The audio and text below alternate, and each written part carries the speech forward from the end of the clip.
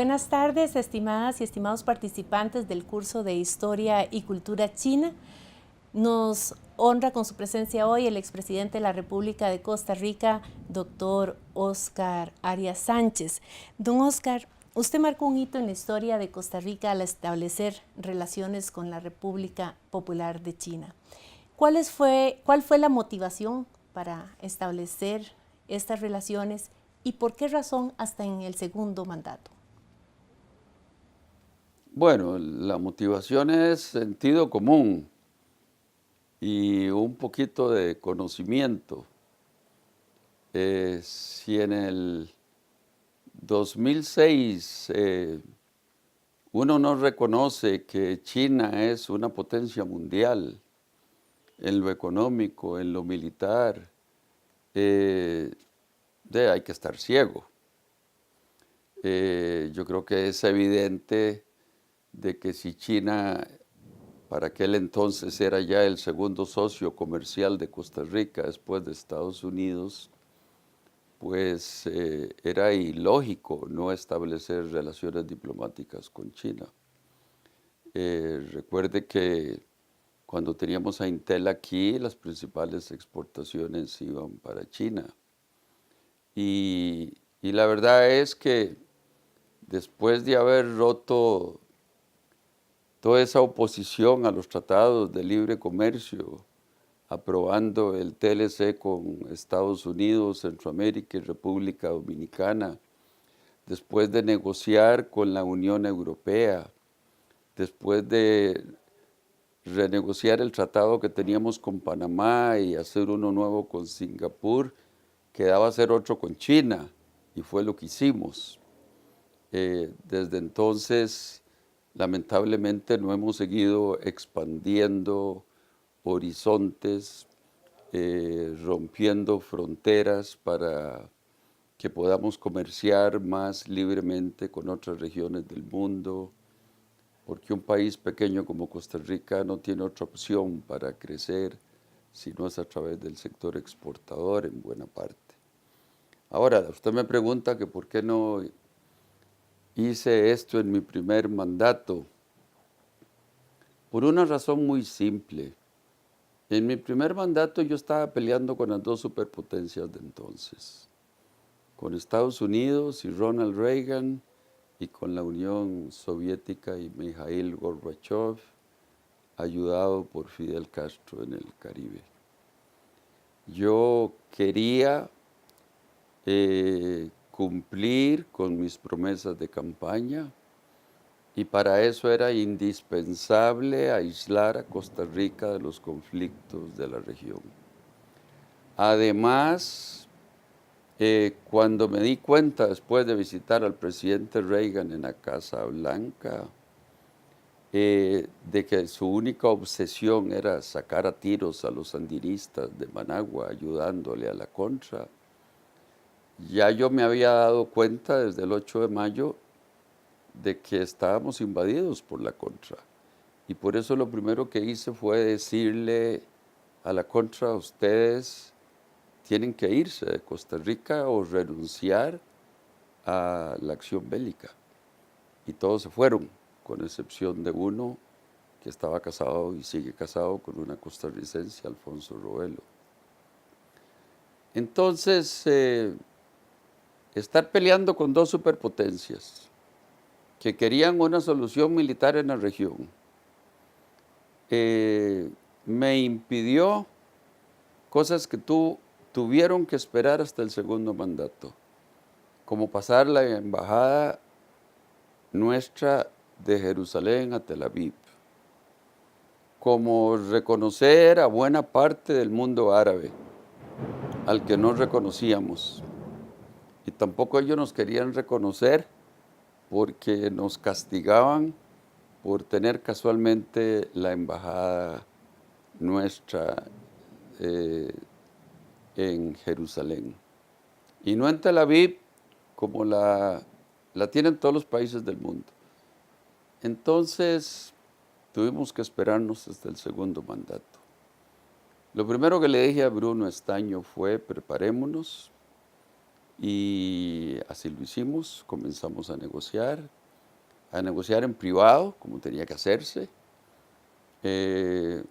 como lo hizo Henry Kissinger en tiempos de Nixon, porque bueno, ¿qué le íbamos a pedir a China? Porque lo bueno era que China solo quería tener relaciones diplomáticas con nosotros entre los países de Centroamérica y Panamá.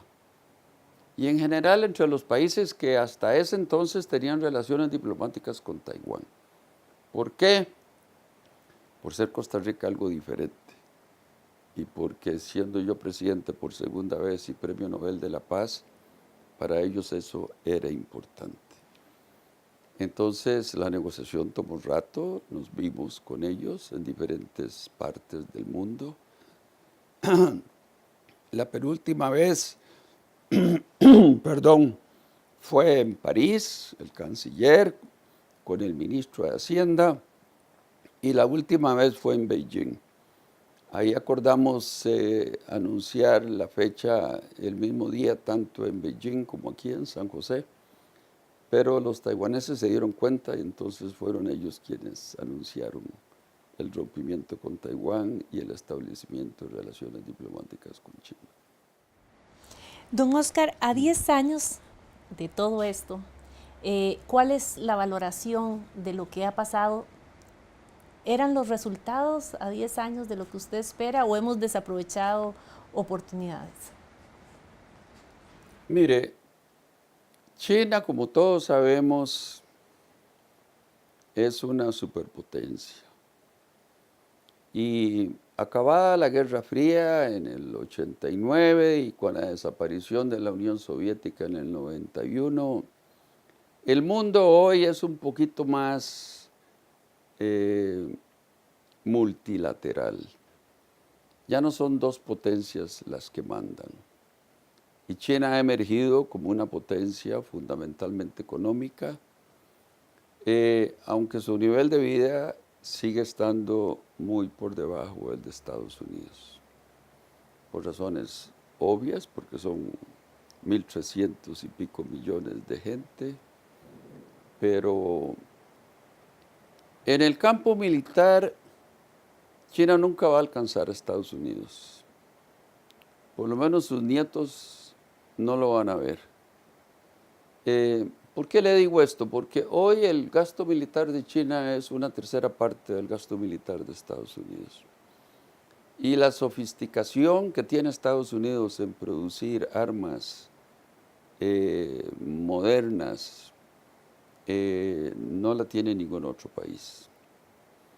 Ahora que en este segundo mandato yo me empeñé en sacar el tratado sobre el comercio de armas, tuve el privilegio de hablarle a los presidentes del Consejo de Seguridad y a los 5 miembros permanentes del Consejo de Seguridad y decirles, viéndolos a los ojos, a Hu Jintao, al presidente Obama, a Gordon Brown, a Nicolás Sarkozy, a Medvedev, ustedes 5 son los principales vendedores de armas en el mundo.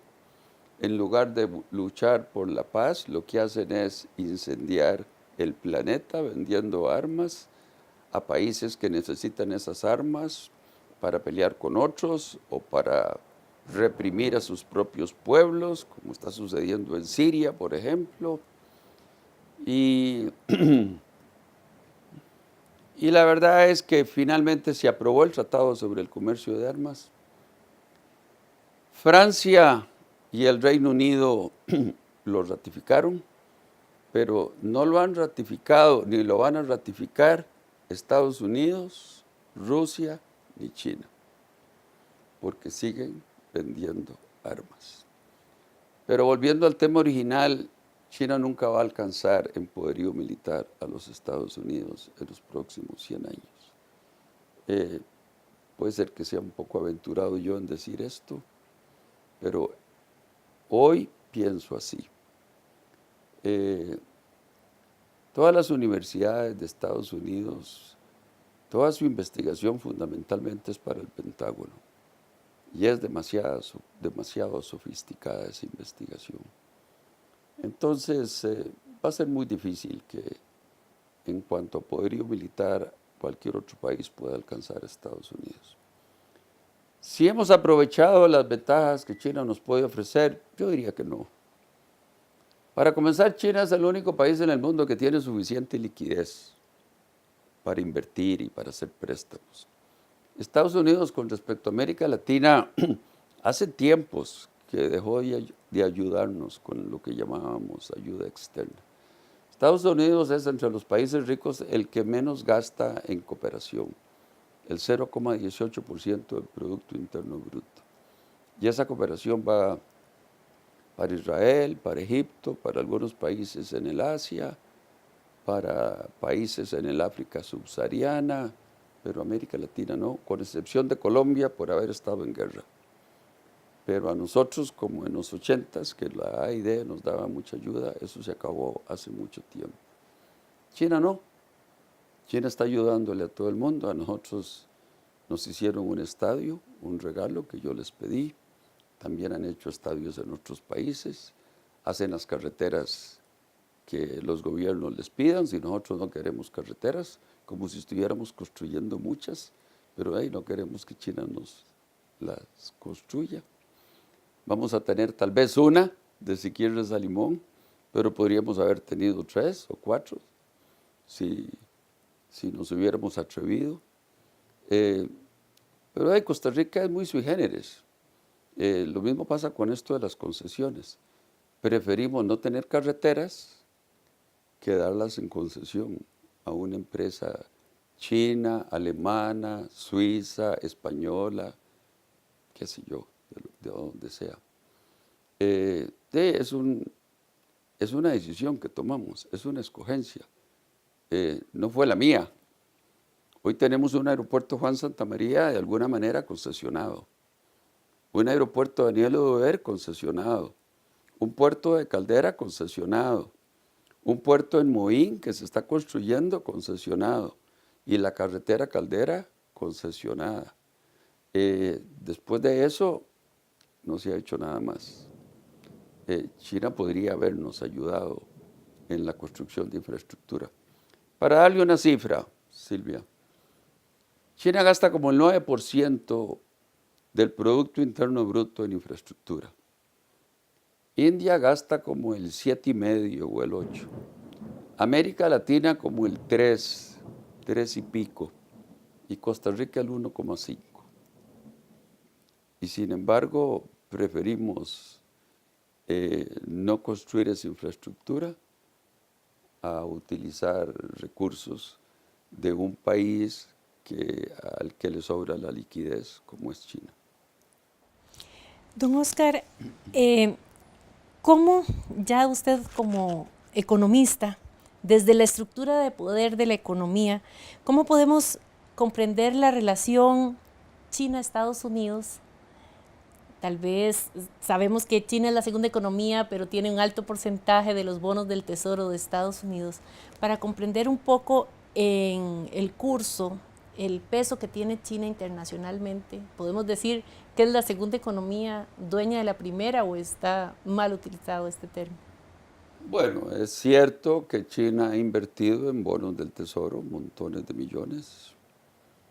Los Estados Unidos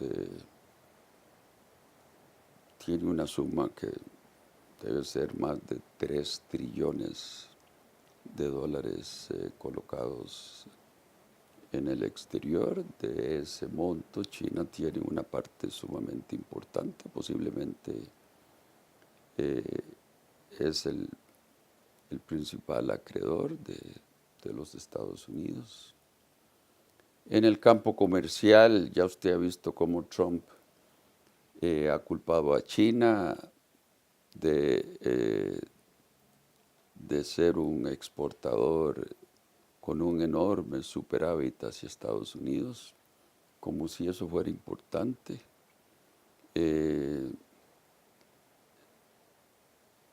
Solo un idiota no compra un producto de China si es 4 veces más barato que traerlo de Alemania o que fabricarlo en Estados Unidos. Y Estados Unidos siempre fue el abanderado del libre comercio. en los últimos 80 años ellos fueron quienes ejercieron más liderazgo a favor del libre comercio. Y ahora Trump está echando marcha atrás porque no entiende lo que esto significa. Y entonces, claro, ¿cómo va a impedir que todas las empresas automotrices de Estados Unidos y del mundo entero hayan establecido empresas en China para fabricar sus vehículos allá? ¿Cómo lo va a impedir? Y no lo puede impedir. De tal manera que ahí tenemos a China para rato, siendo una potencia económica fuerte, y China lo que ha hecho es casualmente tratar de expandirse hacia otros países. Ciertamente tiene una relación comercial muy importante con la Unión Europea, tiene una relación importante con los países de América Latina y con todos los países del continente, pero no solo eso. Cuando Trump decidió acabar con el Trans-Pacific Partnership, China dijo, bueno, yo levanto esa bandera y yo asumo el liderazgo para seguir expandiéndonos. Y por otro lado tenemos la Alianza del Pacífico, a la cual Costa Rica, este gobierno, no quiso insertarse ahí. Y la verdad es que la Alianza del Pacífico, donde está México, donde está Chile, donde está Perú y donde está Colombia, pues tienen muchos nexos con países asiáticos y China es el más importante de todos. Don Oscar, muchísimas gracias por sus declaraciones. En realidad nos ilustra en el tema, muy amable. Encantado. Muchas gracias a usted. Muchas gracias.